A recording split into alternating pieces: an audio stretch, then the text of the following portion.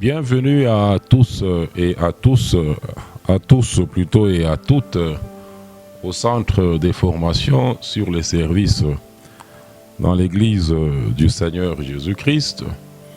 Pour moi, c'est toujours une grande joie et un privilège d'être encore sur terre pendant ce temps pour servir le Seigneur Jésus-Christ en exerçant le don qu'il a fait de moi,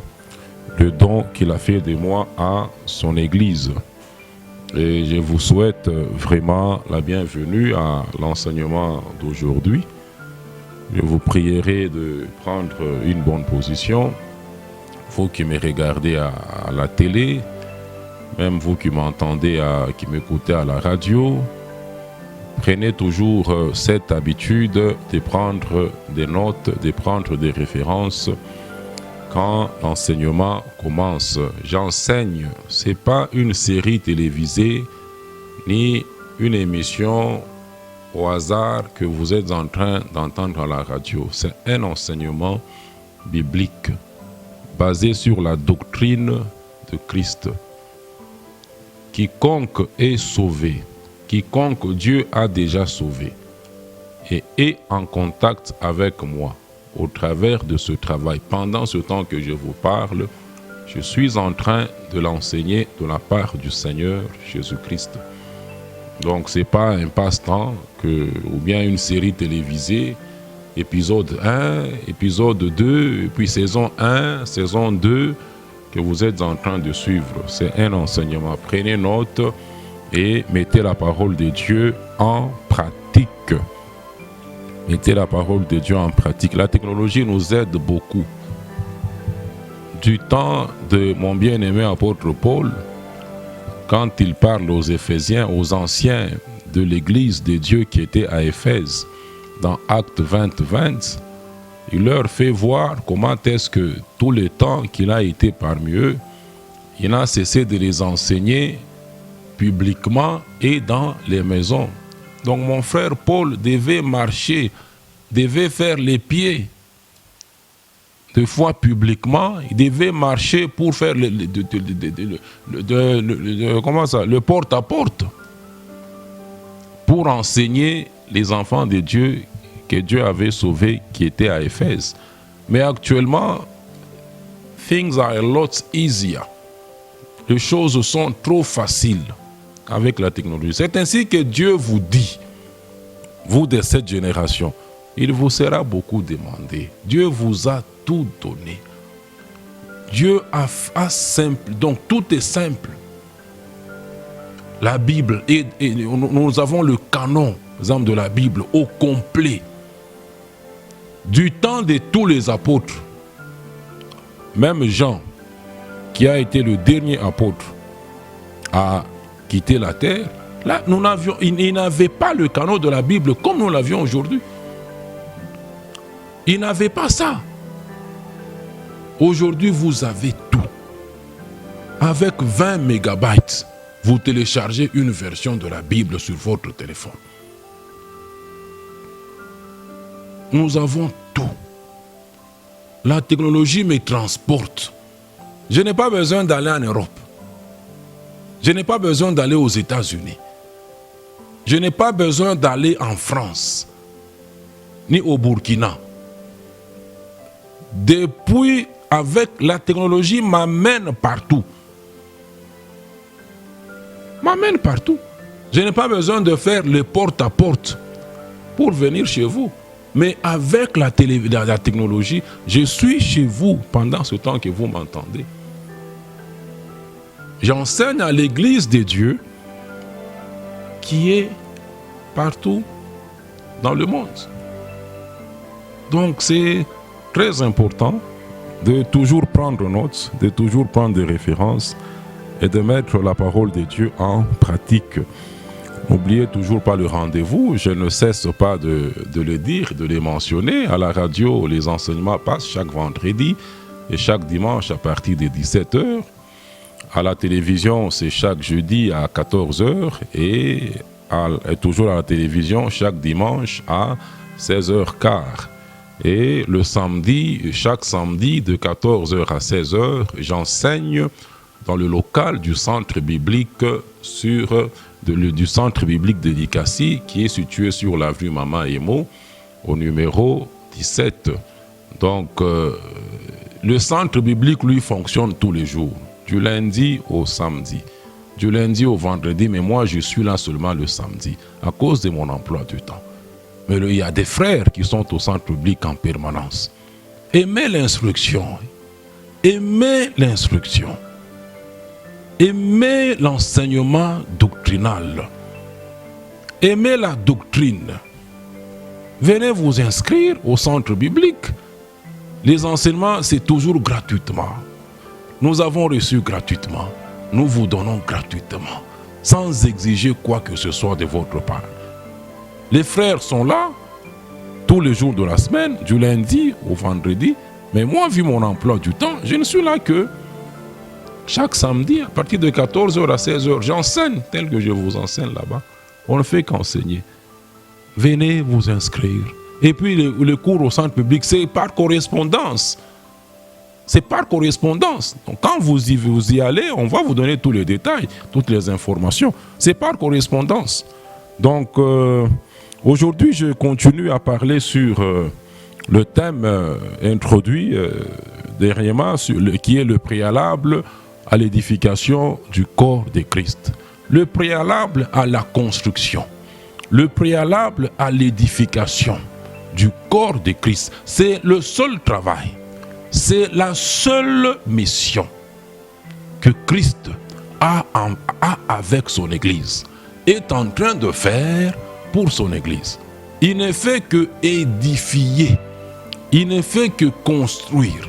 Jésus n'a pas de mission d'amener son Église qui est à Likasi en Europe, ou d'amener les membres de son Église qui sont à Likasi, d'amener l'Église de Dieu qui est à Lubumbashi, d'amener l'Église de Dieu qui est au Congo, d'amener l'Église de Dieu qui est je ne sais dans quel pays en Afrique, de faire d'eux des richards, des riches selon le monde, de faire d'eux, je ne sais pas, des grands selon le monde, mais la mission que Christ a avec son Église, c'est de la construire, c'est de l'édifier. Et il fait ce travail-là sur le fondement des apôtres et des prophètes, sur la doctrine que Christ lui-même a donnée à son Église, c'est-à-dire a donné aux membres de son Église par les apôtres et les prophètes du Nouveau Testament.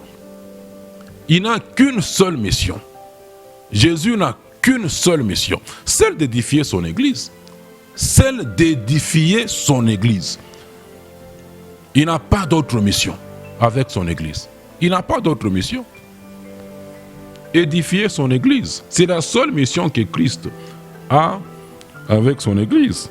Et comme vu dernièrement, en passant là, on a vu quelque chose sur comment Christ édifie son Église. Comment est-ce qu'il édifie? On l'a vu en passant, mais ce sont des choses sur lesquelles je parlerai plus tard. Mais je vais d'abord parler sur les préalables. Je vais revenir sur comment Christ édifie-t-il son Église, si Dieu le veut, quand lui-même le voudra. Mais on va d'abord parler sur les préalables.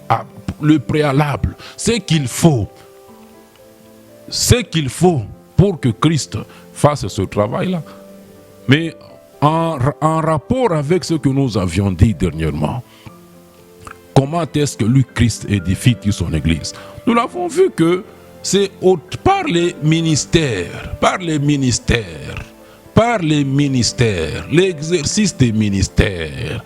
Et un ministère, ce n'est que le don reçu, le don qu'on a reçu en exercice. Quand le don que vous avez reçu, ou bien le don que quelqu'un est, there is a difference between, donc il y a une différence entre être un don et avoir un don spirituel. C'est deux choses différentes. Celui qui est un don, qui se retrouve dans les 5 dons que Christ a fait à son Église. Christ a fait des dons à son Église. Maintenant, quand lui exerce ce que Christ a fait de lui, il exerce son ministère.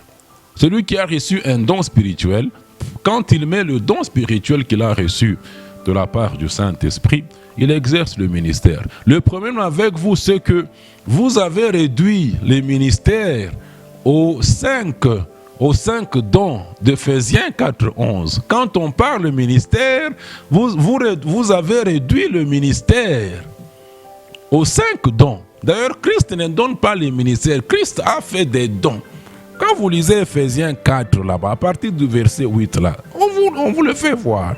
C'est pourquoi il est écrit, étant monté en haut, il a amené des captifs et il a fait des dons aux hommes. Il a fait des dons aux hommes. Il a fait des dons. Il a donné les uns, verset 11, il a donné les uns comme les apôtres jusqu'à la fin là-bas. Vous réduisez le ministère aux 5 là-bas, aux 5 dons que Christ a donné à son Église. Mais nous l'avons vu, même dernièrement là-bas. 1 Corinthiens chapitre 12, verset d'abord 4 là-bas. On vous dit quoi? Il y a diversité des dons. Verset 5, il y a diversité des ministères. Diversité, c'est un nombre illimité. On ne dit pas qu'il y a 5 ministères. Il y a diversité des ministères. Les 5 sont des dons fondamentaux. Mais il y a diversité des ministères. Il n'y a pas que les 5 là d'Éphésiens 4:11. Apôtres, prophètes, évangélistes, pasteurs et docteurs ou teachers. Il n'y a pas que les 5 dons là-bas. Il y a diversité. Un infini nombre de ministères, mais le même Seigneur que nous servons. Et en nous appuyant sur 1 Corinthiens 12:7, on vous fait voir à chacun, à chaque enfant de Dieu. Le Saint-Esprit se manifeste en lui donnant un don, en lui attribuant un don spirituel. À chacun, à chaque enfant de Dieu. C'est que l'apôtre Pierre confirme en nous le disant dans 1 Pierre 4:10, comme des bons dispensateurs de diverses grâces de Dieu, que chacun mette au service des autres enfants de Dieu le don qu'il a reçu, le don spirituel qu'il a reçu. Éphésiens 4:11, on vous montre les 5 dons que Christ a donnés à son Église. Au verset 12, on vous donne la mission de ces 5 dons. C'est pour faire quoi? Pour perfectionner les saints. Pour vous perfectionner. Vous perfectionner en vue de l'œuvre du ministère. Vous comprenez?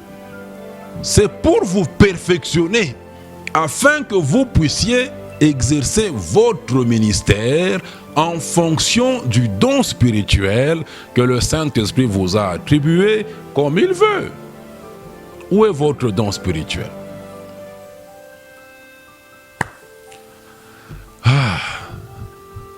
Père, c'est compliqué. C'est compliqué. Vous dites d'église. Vous dites des dieux.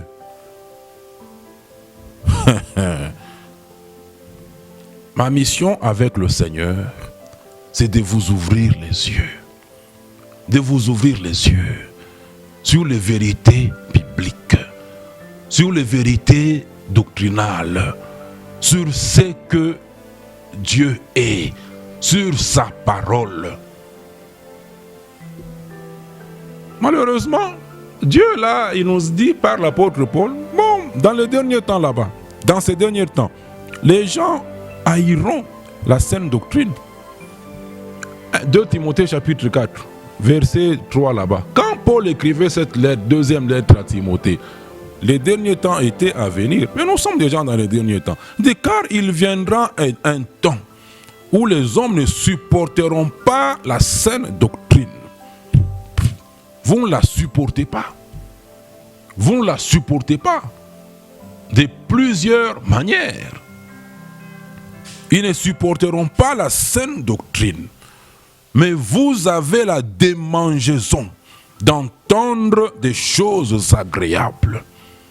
Des choses qui sont agréables à vos oreilles. Des choses qui font appel à l'homme naturel, qui font appel à la chair. Des choses qui font appel à vos sentiments, des choses qui vous plaisent. C'est cette démangeaison-là que vous avez dans ces temps de la fin. Il dit, ils se détourneront. Vous vous êtes détournés vers une foule de docteurs, vers une foule de vos enseignants, selon vos propres désirs. 4. Ils détourneront l'oreille de la vérité. Vous détournez l'oreille de la vérité. On vous enseigne la vérité. On vous proclame la vérité. Mais vous prenez votre oreille, vous la détournez. Vous faites fi de la vérité de Dieu. Ça entre d'un côté, ça sort de l'autre côté. Ça ne trouve pas de place dans le cœur des gens. Ils détourneront l'oreille de la vérité. Et se tourneront vers les fables. Les histoires que les hommes racontent. Les fables que les hommes sont en train de raconter en désordre, ça et là, dans des mouvements mis en place. Dans des mouvements mis en place. Mais c'est au verset 5, c'est le conseil que Dieu me donne aujourd'hui encore par mon bien-aimé Paul. Mais moi, sois sobre en toutes choses. Je supporte les souffrances. Je supporte le rejet. Je supporte les critiques des uns et des autres. Je supporte l'insensibilité que les gens que vous avez face à la saine doctrine de Jésus-Christ. Et j'ai fait l'œuvre d'un évangéliste en enseignant la doctrine de Christ. Et je remplis bien mon ministère. Je remplis bien le ministère que Christ m'a confié. Vous haïssez la saine doctrine. Vous haïssez la saine doctrine. Les 5 dons d'Éphésiens 4:11, Christ les a donnés. Le paquet, apôtres, prophètes, évangélistes, pasteurs, docteurs, tous, leur travail, c'est pour perfectionner les saints que vous êtes. Pour vous perfectionner en vue de l'œuvre du ministère. En vue de que vous puissiez exercer votre ministère en fonction du don spirituel que Dieu vous a donné. Maintenant, quand chaque enfant de Dieu, quand chaque saint exerce son ministère, le corps est édifié. Le corps est en train d'être édifié. 1 Corinthiens 12:5, il y a diversité des ministères. Chacun est appelé au ministère.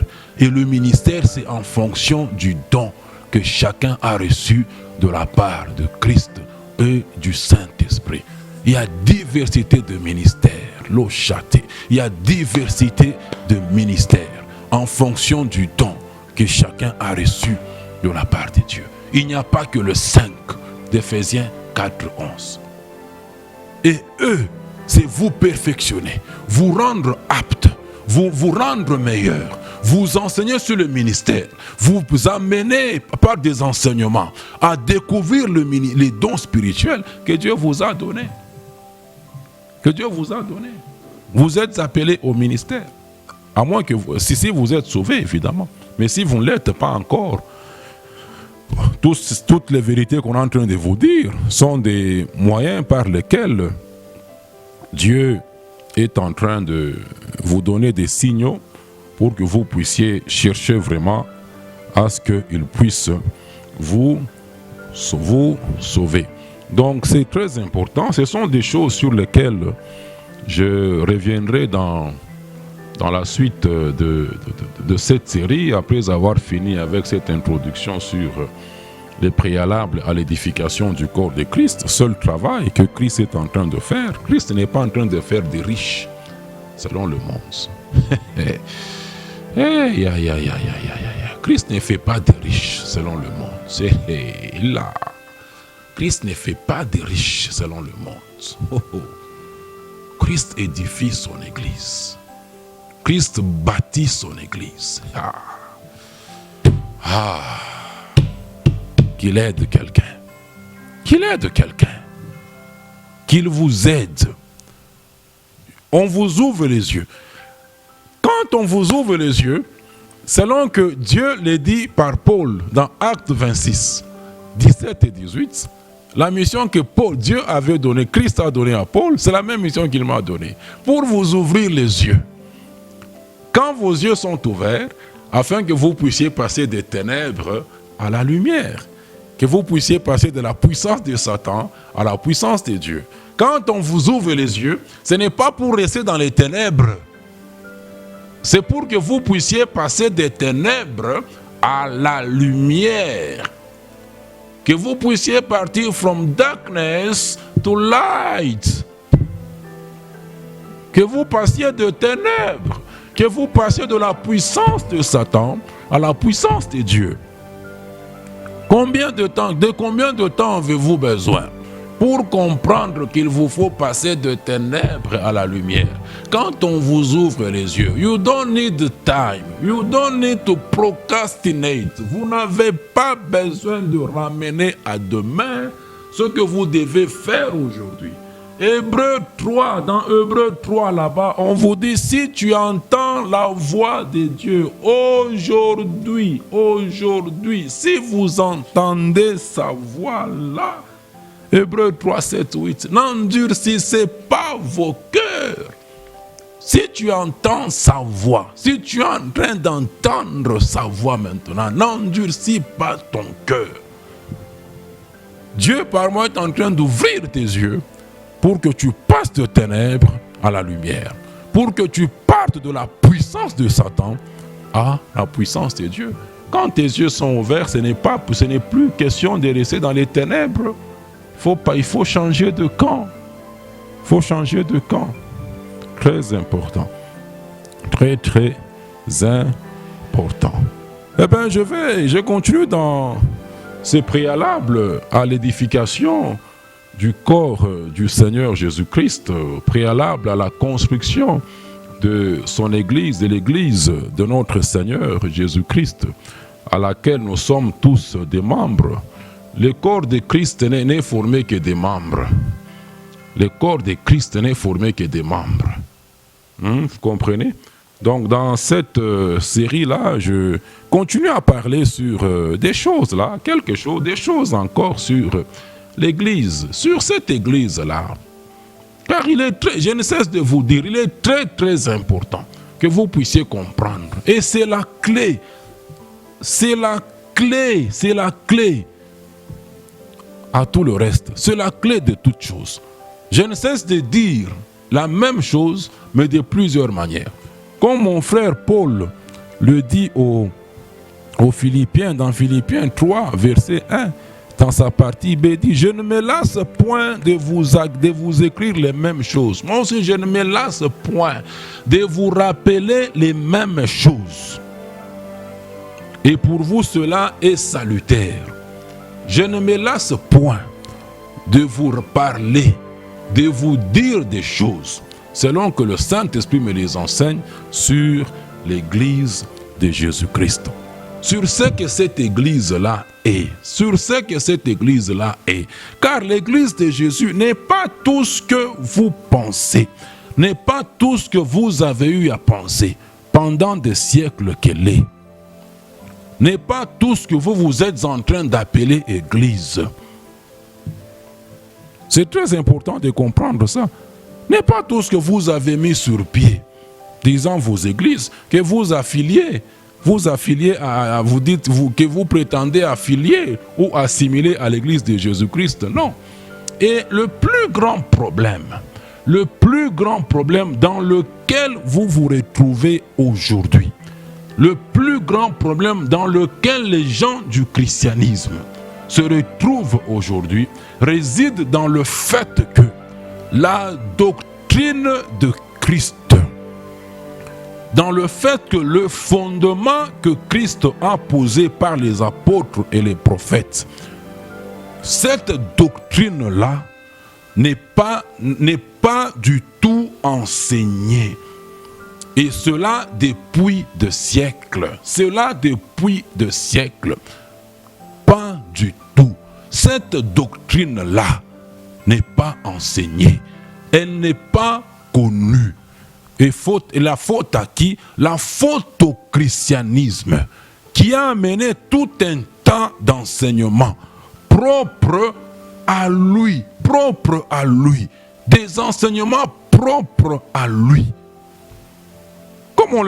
Comme je venais de vous le faire voir dans 2 Timothée 4, verset 3 là-bas, dans les derniers temps. C'est que les gens se sont tournés vers des foules de docteurs selon leurs propres désirs. Ils ont détourné l'oreille de la vérité et se sont tournés vers des fables. Au toit là-bas, ils ont la démangeaison d'entendre des choses agréables, des choses qui vous plaisent. Et les enseignements du christianisme, les enseignements basés sur l'homme et sur la satisfaction de ses besoins. Des enseignements basés sur l'homme et sur la satisfaction de ses besoins. Quand on cherche, vous êtes dans le christianisme, quand on fait même on cherche définition du christianisme là-bas, sur Internet, on vous dit que enseignement basé sur la personne et l'œuvre de Jésus. Mais est-ce que c'est ce que les gens font? Est-ce que c'est ce que les gens sont en train de faire? On vous dit que le christianisme, de par sa définition, c'est l'enseignement.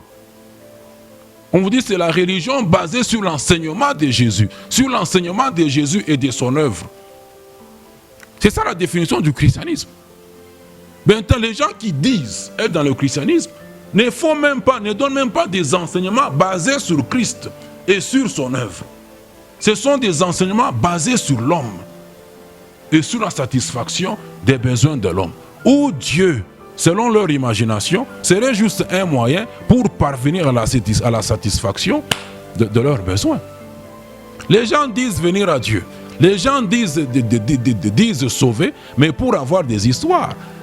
En matière de salut, ça n'a rien à voir ni avec si tu ne fais pas cela, si tu ne fais pas ceci, c'est cela ou cela. Non. En matière de salut, c'est toi qui as besoin d'être sauvé. C'est toi qui as besoin d'être sauvé. Dieu n'a pas besoin d'être sauvé. C'est à toi qu'il fait grâce en te sauvant. Quelles conditions tu veux poser à Dieu? On est en train de mentir les gens. Viens à Jésus, tu auras ceci. Viens à Jésus, tu seras cela. C'est du mensonge. C'est du mensonge.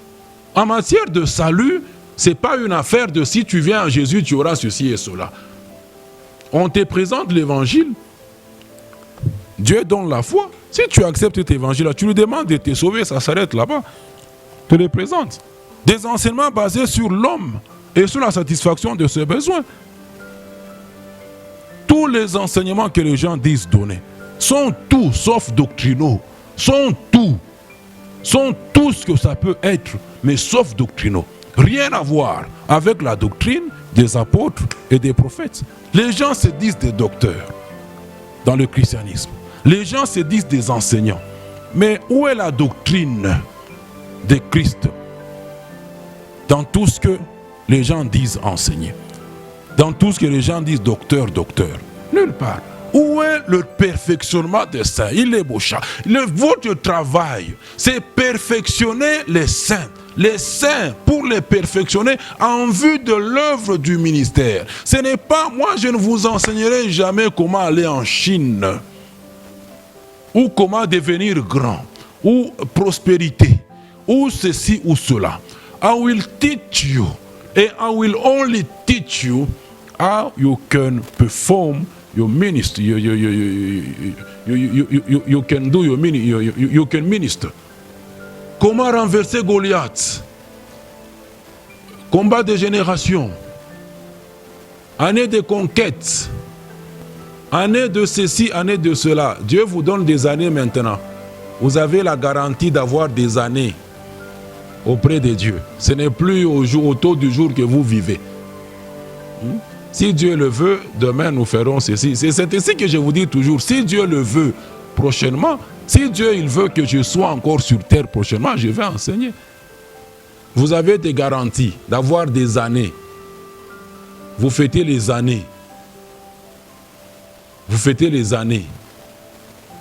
Année de ceci, année de cela. Ah! Le travail de 5 dons. Le travail que Christ a donné aux apôtres, comme moi, aux prophètes, aux évangélistes, aux pasteurs, aux docteurs, est résumé dans Éphésiens chapitre 4, verset 12. C'est pour perfectionner les saints, c'est pour montrer aux saints comment ils doivent exercer le ministère qu'ils ont reçu, le ministère en fonction du don spirituel qu'ils ont reçu. Point barre. Jésus vous appelle, il vous dit quoi faire. Tout ce que Jésus a à faire avec nous est défini dans la doctrine. Est défini dans la doctrine. Jésus n'a pas une mission spéciale avec moi, en dehors de ce qui est déjà défini dans la doctrine. C'est ainsi que je vous dis même que la mission de Christ avec moi, c'est de vous ouvrir les yeux, comme il est dit à l'apôtre Paul. Aujourd'hui, nous avons toute la doctrine. Tout ce que l'enfant de Dieu est appelé à faire, tout ce qu'il est appelé à dire est déjà dans la doctrine. Toutes les missions des enfants de Dieu sont déjà dans la doctrine. Dieu n'a pas de mission spéciale avec quelqu'un encore aujourd'hui. La doctrine nous a déjà été donnée une fois pour toutes. Où est le perfectionnement des saints en vue de l'œuvre du ministère? C'est perfectionner les saints pour que vous exerciez le ministère en fonction du don spirituel que vous avez reçu. 1 Corinthiens 12, 7. À chacun, vous êtes dans le chacun, vous avez reçu. 1 Pierre 4, 10. Mais le don que vous avez reçu du Seigneur.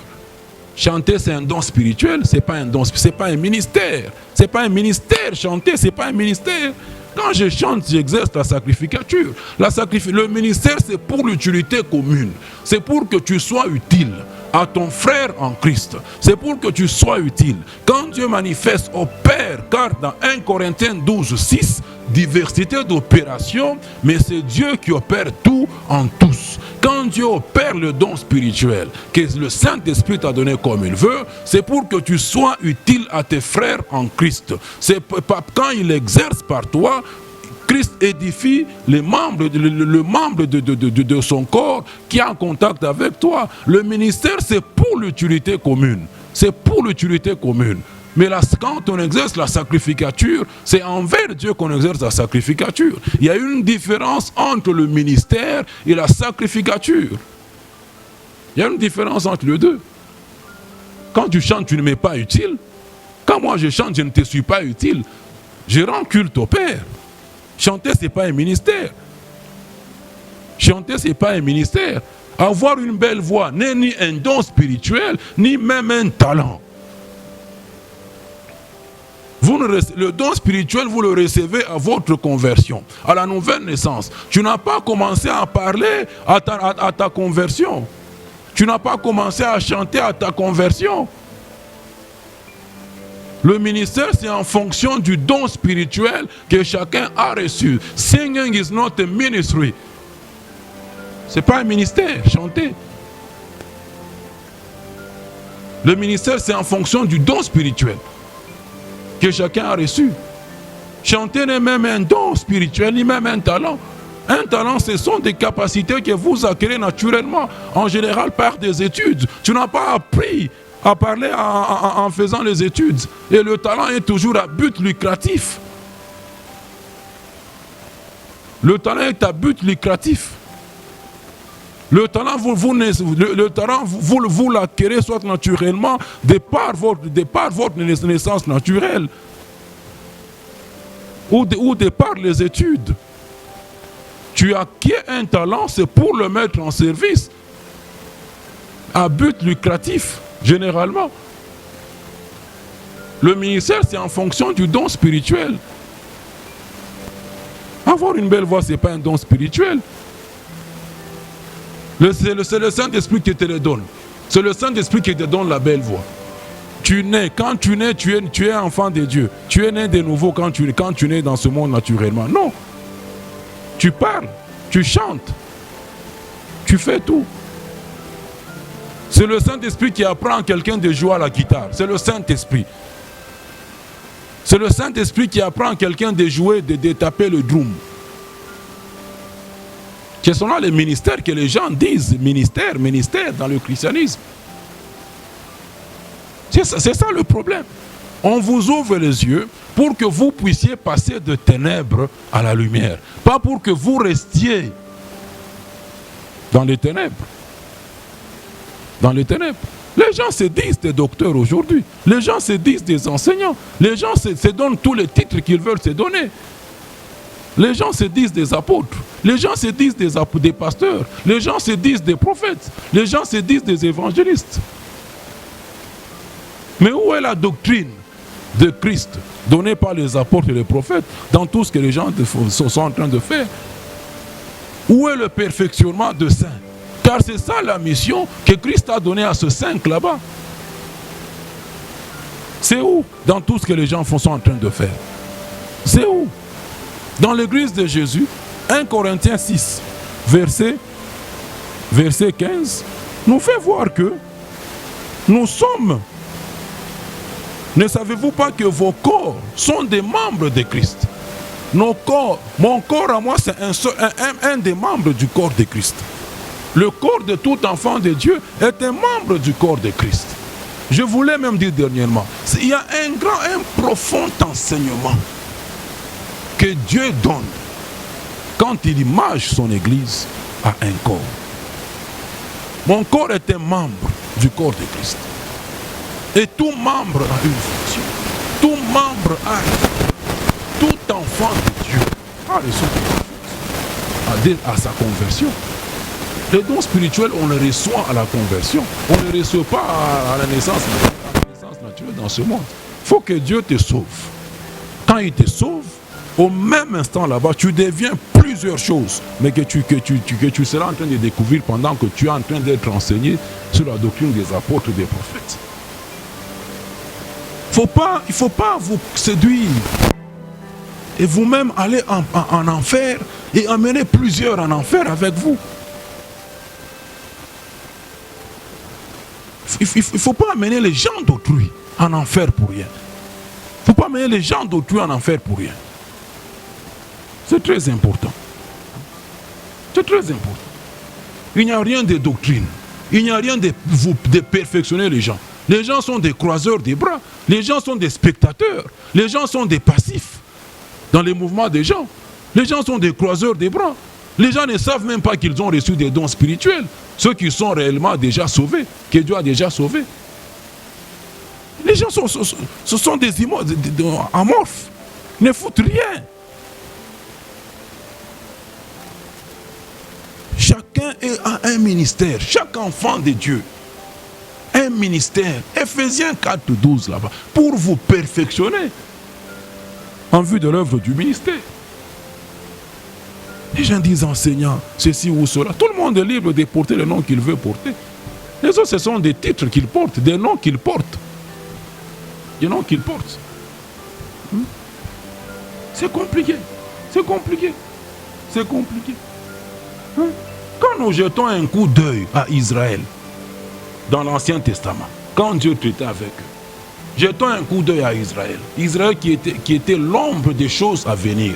L'ombre des choses qui sont déjà venues. L'ombre de la réalité qui est déjà venue avec Christ. Quand on jette un coup d'œil encore aujourd'hui à Israël là-bas, qu'est-ce que les docteurs enseignaient en Israël? Qu'est-ce que les enseignants enseignaient? Les docteurs enseignants enseignaient en Israël. Qu'est-ce qu'ils enseignaient? Ils enseignaient que la loi de leur Dieu. La loi de leur Dieu. C'est votre problème. Les gens veulent... C'est ça le problème de Timothée 4, 2 Timothée 4, 3 et 4 là-bas. Les gens veulent impressionner les autres avec des thèmes. Des choses agréables à l'oreille. Des choses agréables à l'homme naturel. En Israël, tout docteur, et ils étaient appelés les docteurs de la loi.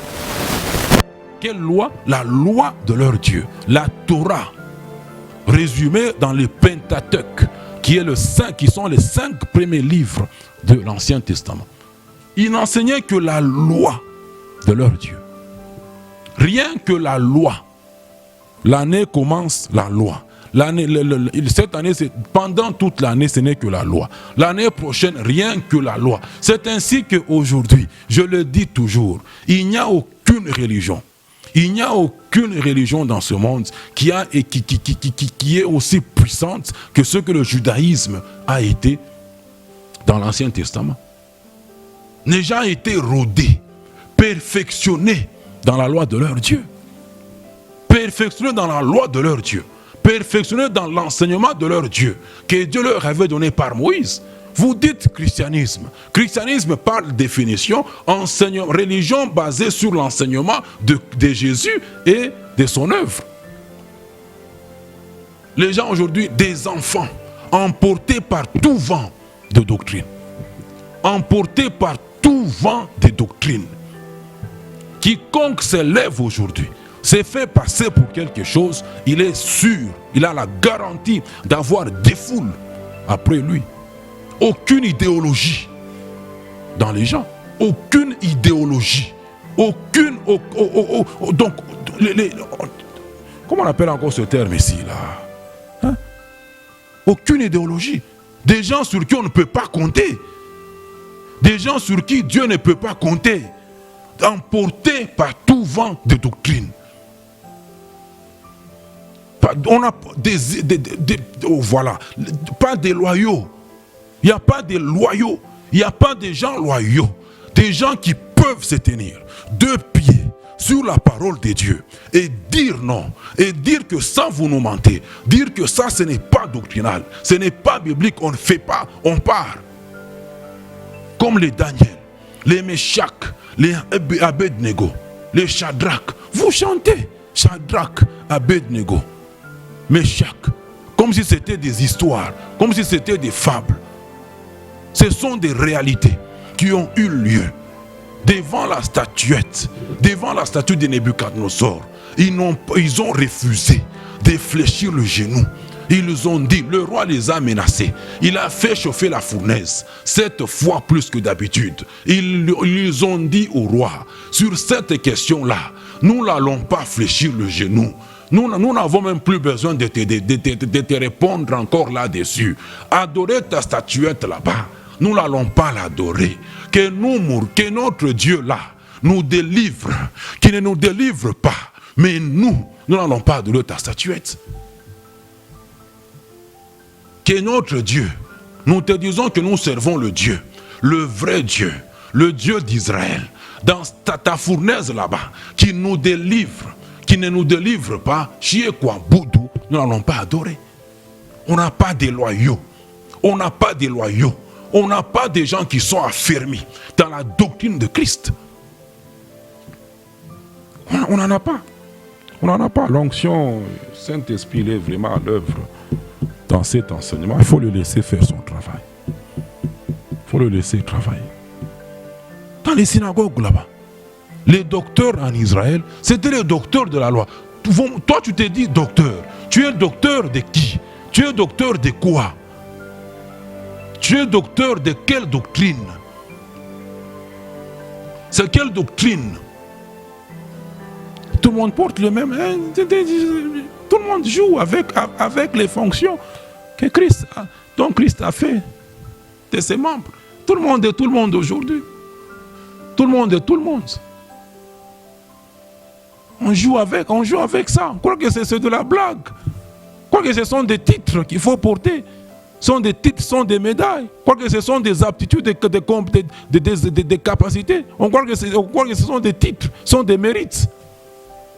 Ce sont des mérites. Joue avec l'œuvre de Dieu. Bon, ça c'est votre œuvre. L'œuvre de Dieu, on l'a fait en conformité. On n'est œuvre de Dieu que ce qui est fait en conformité avec la doctrine. En Israël, ceux qui étaient appelés des docteurs, ils n'enseignaient que la loi. C'est le travail qu'ils faisaient régulièrement dans leur synagogue. Dans les synagogues, là, on y apprenait que la loi et les prophètes. Que la loi et les prophètes. Que la Torah et les prophètes. Par exemple, en ce qui concerne la loi, les 5 premiers livres de l'Ancien Testament là-bas, le Pentateuque, la loi en Israël, dans les synagogues, elle avait été divisée en 154 morceaux. On a divisé tous les 5 livres là de l'Ancien Testament, Genèse, Exode, Lévitique, Nombre, Deutéronome, on les a divisés à 154 morceaux. 154 morceaux dans les synagogues. Et la lecture dans les synagogues, c'était une lecture cyclique ou une lecture cursive, répartie sur 3 ans. Donc, les 154 morceaux dont les Pentateuque avaient été divisés, on faisait sa lecture répartie sur 3 ans. Et pour chaque lecture, au moins 7 personnes pouvaient prendre part en lisant un minimum de 3 versets. 7 personnes devaient lire. Les Juifs se réunissaient dans leur synagogue. La réunion principale était le matin, le jour du sabbat. Le sabbat, c'est le samedi. Ils se réunissaient le sabbat pour la réunion principale. Et la deuxième réunion avait lieu le même jour du sabbat, mais les après-midi. Et les autres réunions avaient lieu le 2e et le 5e jour de la semaine. Donc, soit le lundi et le jeudi. Donc, les Juifs se réunissaient dans les synagogues tous les samedis, le matin, réunion principale, les après-midi, une autre réunion, et le mardi et le jeudi dans les synagogues. Mais qu'est-ce qu'ils faisaient dans les synagogues? Rien que étudier la loi de leur Dieu et les prophètes. Je viens de vous faire voir que toute la loi, les Pentateuques là-bas, était répartie en 154 morceaux. Et toute la lecture de la loi devait se faire sur 3 ans. Sur 3 ans. Et par exemple, le jour du sabbat, chaque lecture devait être faite, la lecture de la loi devait être faite par 7 personnes.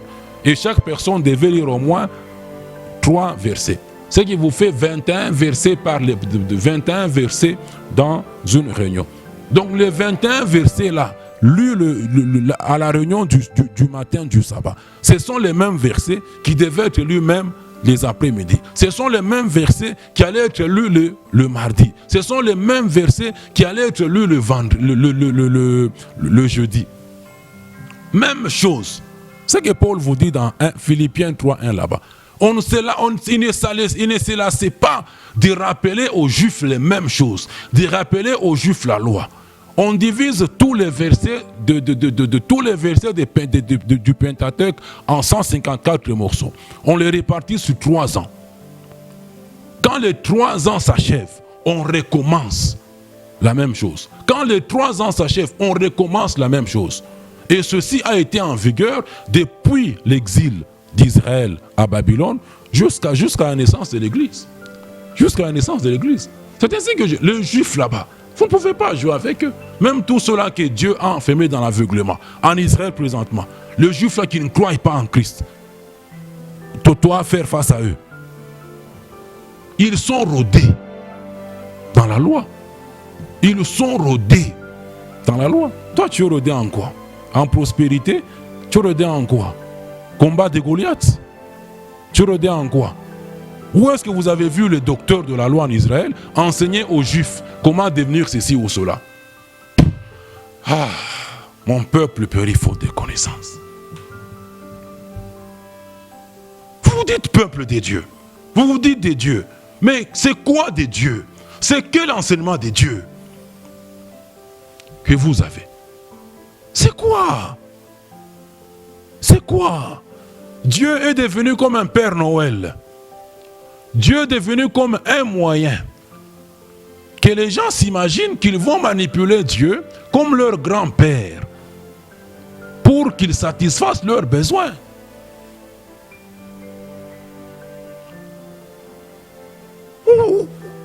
Israël là-bas, le juif. Allez en Israël, allez rencontrer ces gens-là qui s'attachent encore au judaïsme aujourd'hui. Tu te dis membre du christianisme. Qu'est-ce que tu connais de Christ? Quelle doctrine? Quel enseignement de Christ? Quel enseignement sur son œuvre tu connais? On vous ouvre les yeux pour que vous passiez de ténèbres à la lumière. À la lumière. Vous voyez un peu comment est-ce que les histoires se faisaient dans les synagogues, où on lisait. Et quand on faisait cette lecture, on faisait la lecture dans le Pentateuque et on devait aussi faire la lecture dans les prophètes. Mais dans les prophètes, c'était une lecture aléatoire. Il n'y avait pas de subdivision. C'est ainsi que quand Christ entre dans la synagogue des Juifs, il balance le Luc 4 là-bas, la prophétie d'Ésaïe. C'était une lecture aléatoire quand on devait aller dans les prophètes. Et maintenant, après toutes les lectures, quelqu'un devait passer pour enseigner sur base des lectures qui venaient d'être faites. Et il était interdit à tout lecteur, à quiconque devait faire la lecture, de réciter par cœur. Comme les gens sont en train, comme des perroquets, ils sont en train de faire des récitations des versets bibliques. Ils croient que c'est ça qu'on est être Dieu. Et quand quelqu'un récite des versets comme ça, les acclameurs font leur travail. Ils acclament. Les criailleurs, ils crient. On dit qu'ils sont impressionnés. Il était interdit dans les synagogues de réciter par cœur les versets. Vous avez les parchemins là-bas, on vous le donne, vous prenez. Voilà, moi j'écris tous mes enseignements. Je les écris tous. Je n'ai besoin d'impressionner quelqu'un. J'écris, je m'assois, je médite, je demande au Père, demande au Saint-Esprit de m'enseigner toutes choses. J'écris. Et quand je viens pour enseigner, je ne peux pas... Est-ce que moi je peux enseigner 1 heure en faisant des récitations? Non. Ça me sert d'aide-mémoire. Je regarde, il m'avait dit ça ici, ça là. J'enseigne. Il était interdit dans les synagogues de répéter. Référent de tout ça, consultez le Talmud, l'encyclopédie juive. C'est là que vous avez tous ces détails. Vous avez tous ces détails. Donc c'est très important. Ce système dans les synagogues était en vigueur depuis la captivité jusqu'à la naissance de l'Église. Mais pour ceux-là qui demeurent, que Dieu a gardé dans l'aveuglement spirituel jusqu'à aujourd'hui là-bas, ils sont dans ce même système. Ils sont dans ce même système-là jusqu'à aujourd'hui. Dans ce même système jusqu'à aujourd'hui là-bas. Vous allez les retrouver dans leur synagogue aujourd'hui en Israël. De la même façon, ils font les soirs comme elles ont toujours été faites ailleurs. D'ailleurs, ceux-là qui sont dans l'aveuglement spirituel là-bas, ils n'ont que leur Bible là-bas, ce n'est que l'Ancien Testament. Le Pentateuque et les prophètes. Ils ne croient pas, ils n'acceptent pas le Nouveau Testament. Pour eux, Christ n'est pas encore venu. La première venue là-bas n'a pas encore eu lieu. Vous comprenez? Et pour votre information, en Israël là, aujourd'hui, même aujourd'hui, à l'heure où vous m'entendez, il n'y a pas de temple en Israël. Il n'y a pas un temple en Israël disant temple de Dieu. Il n'y a pas de temple en Israël. Même aujourd'hui, à l'heure où vous m'entendez, il n'y a pas de temple. Il n'y a pas de temple. Il n'y a que le mur là-bas qui est resté, un seul mur qui était resté là-bas, qu'ils appellent le mur de lamentation, où ils vont se lamenter régulièrement pour la destruction de leur temple qui a eu lieu en l'an 70 par l'empereur Titus, le Romain. Ils vont se lamenter là-bas, les Juifs qui sont gardés, que Dieu a gardés dans l'aveuglement spirituel. Même en Israël, eux qui ont été le peuple de Dieu, terrestre de l'Ancien Testament, aujourd'hui là, il n'y a aucun temple. Mais vous dites... Enfants de Dieu, vous avez des temples. Vous avez des histoires que vous appelez temples. Ainsi, un enseignant est un docteur. Et un docteur enseigne la doctrine. Pour l'Ancien Testament, ils enseignaient la loi de leur Dieu donnée par Moïse. Donnée par Moïse à Israël. Et pour le Nouveau Testament, un docteur doit enseigner la doctrine de Christ. Sa doctrine pour l'Église. Que Christ nous a donné par les écrits des apôtres et prophètes du Nouveau Testament. Elle est dans les épîtres. Il faut la trouver. Il faut trouver cette doctrine. Le temps, c'est vraiment mon pire ennemi, le temps. C'est mon pire ennemi. Seulement maintenant, là-bas, on me signale là-bas que vraiment, c'est mon pire ennemi, le temps. Je vous invite toujours, venez au centre là-bas. J'ai au moins suffisamment de temps, chaque samedi de 14h à 16h. J'enseigne librement là-bas, mais ici, là, le temps, c'est mon pire ennemi. Dans la nouvelle alliance, quiconque se dit enseignant, il doit enseigner la doctrine de Christ.